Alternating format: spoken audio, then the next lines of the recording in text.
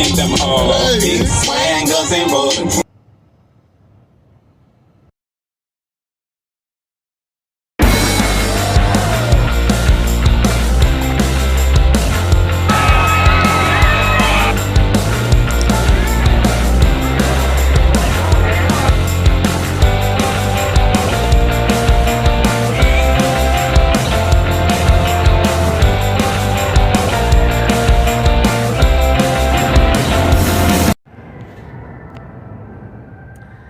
So I left out a couple of things I intended to say yesterday on the poker update.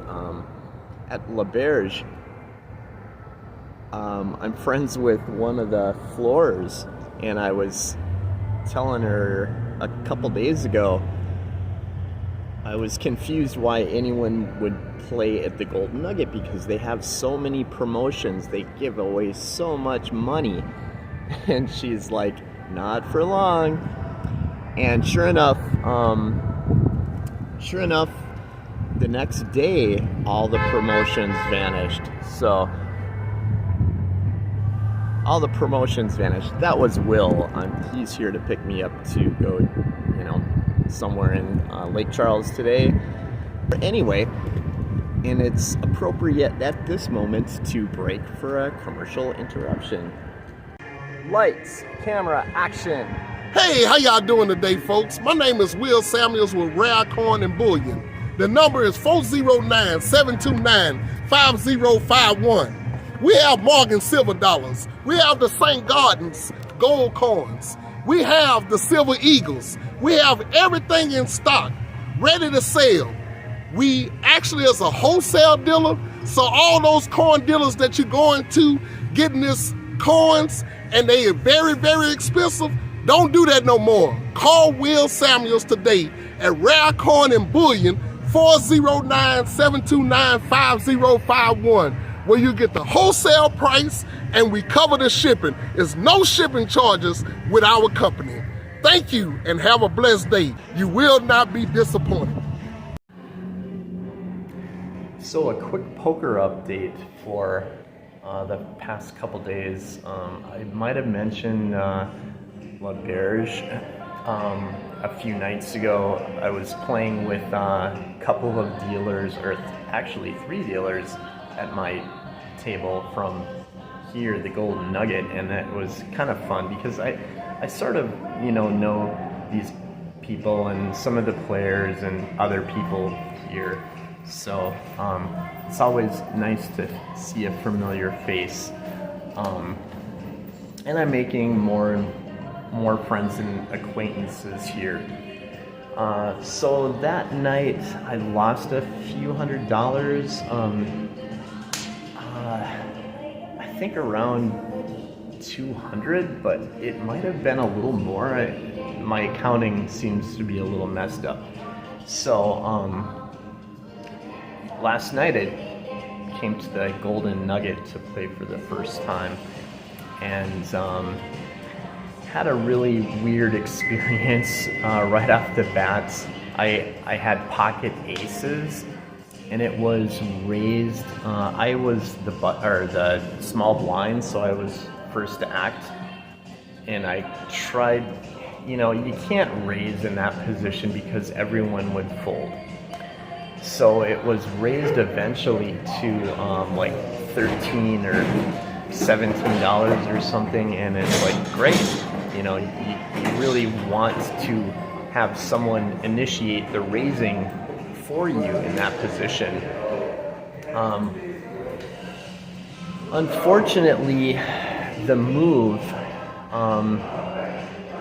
the standard move in that situation is to let it get around to you, and there's probably like $50, $70 in the pot, and push like 100, 150 or something and get everyone to fold. Okay. Because you have pretty good odds of making a win with aces.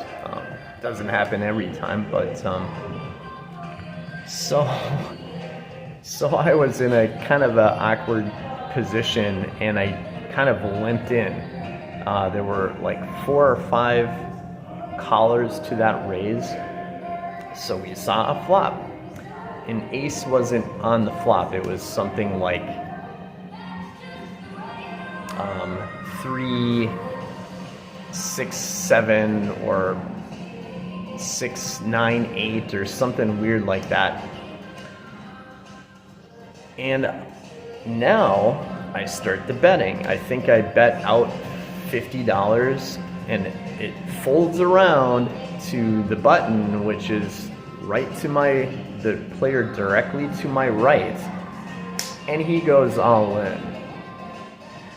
I didn't have a huge amount of money on the table, but you know, you're pot committed at that point, and you have aces.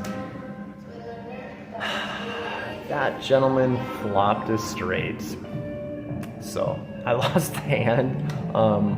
You know, pocket aces cracked right off the bat. You just don't see that very often. I mean, people flop straights, it happens, but it's not like every hand you're up against a flop straight. So, you know, he just got really lucky. I rebought again for $300 this time, and I got into a situation where, you know, I was pot committed on a couple hands. One hand in particular, I had ace 9 of hearts, and the flop came 2 hearts. The turn didn't help, but by the turn, the gentleman pushed all in. So it was kind of pot committed to call. And so, you know, odds are at that point 1 in 4 to hit your, you know, flush on the river. And, you know, I had to take a shot, didn't get there. So at that point, I bought in for $650. So I'm hurting at this point. And I started getting decent hands. One time I flopped a set of 9s. Another time I hit my club flush king high. Another time I just happened to have the 10 to make the straight.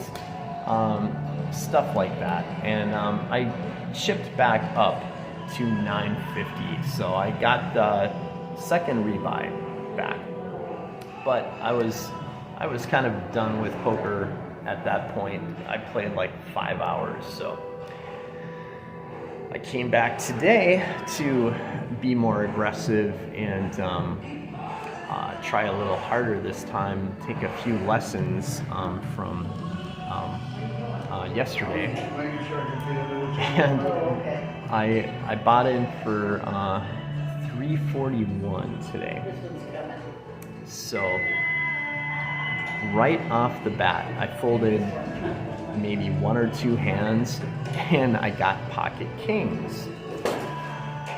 Directly on the next hand, pocket kings again. Right after that, pocket 6s. The pocket kings, you know, I'm trying to play really tight. So the pocket kings on the first hand, I'm not sure of the outcome, but I won the hand. The second time with pocket kings, the very next hand, it was kind of weird. Oh, I remember. The first hand, I hit a king on the turn. So I actually had a set of kings on the showdown. So I was in good shape.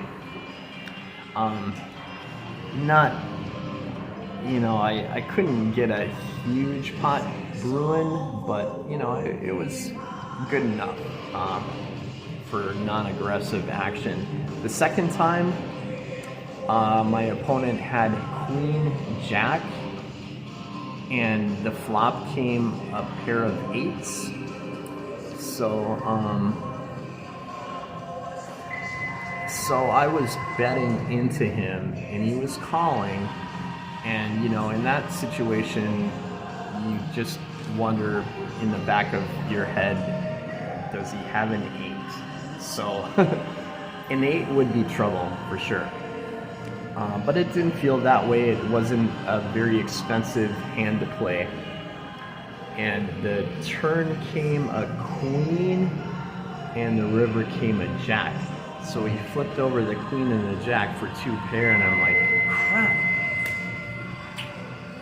But thanks to the pair of 8s on the flop, I also had 2 pair, but with kings. So, needless to say, I won that hand again. And people were kind of like, pocket kings twice in a row? Wow. The next hand after that, we're talking 3 hands in a row, I had pocket 6s. And lo and behold, I was thinking about folding because I'm a tight player, and I'm glad I called. I think it was raised to $12 to call the bet. The flop brought a 6, so I had a set of 6s on the flop. And Dave across the table from me, who I knew last spring, and he's a very cool guy.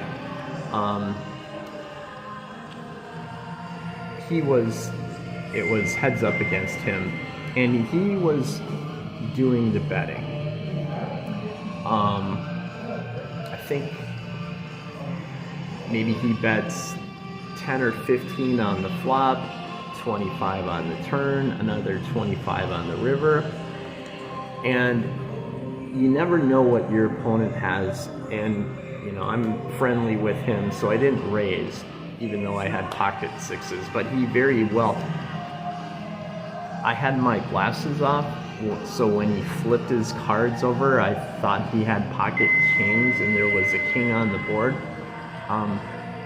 In that case, he would have won the hand. I'm really not sure what he had. Maybe just top pair, or top pair. No, I think he had 2 pair. I think he had 2 pair, but I had a set, so I won the hand. So the bottom line is, within that 10-minute span, maybe 15 tops, I chipped up $200. So that gets me back in the green for Golden Nugget. So, the kind of tough session from last night worked itself out, within 15 or 20 minutes of me sitting down the next day. Needless to say, I don't play well when I'm ahead. I just don't like taking risks. I'm more likely to take a risk when I'm stuck, when I'm down money. So when I'm up, no, I only think about leaving. And the goal is to make money, a little money every day, no matter how much. Just even a little is fine.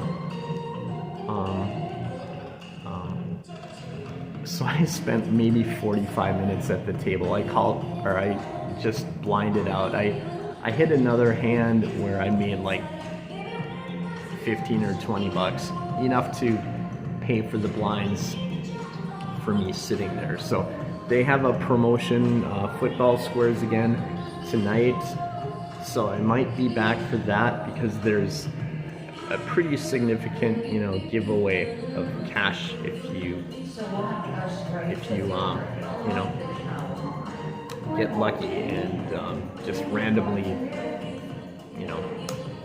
win the game based on the football game. So it's kind of cool. They have a football game running and a promotion at the same time. So, yeah, I might be back.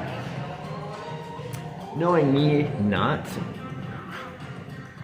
Because I just, I hate gambling. I hate it. I hate it. I hate it. You see that in craps.